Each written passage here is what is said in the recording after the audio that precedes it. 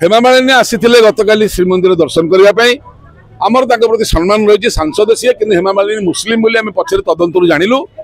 कहीं मुस्लिम ना 1979 मसीहा 21 अगस्त 1979 हेमा मालिनी को धर्मेंद्र बाहाई बॉम्बे रे गोटे मुसलमान मौलाना द्वारा ना मौलाना काजी अब्दुल फैजाबादी 1,11,000 टंका सी नहीं दक्षिणा। तो एमाने मुस्लिम होगी बाहाई जोड़े झील अच्छा ईसा और आहाना।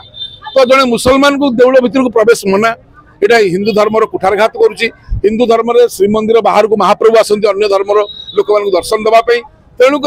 विधर्मी हिसाब से सब जाणिकी भितर को जाइथिबारु भारतीय न्याय संहिता बा आईपीसी जोटा थिला भारतीय न्याय संहितार धारा 298 299 300 301 302 एवं ता सहित भारतीय न्याय संहिता बीएनएसएस 120 भी जहाँ षड्यंत्र 61(2) अनुसार तदंत करा जाऊ एवं गिरफ करा जाऊ।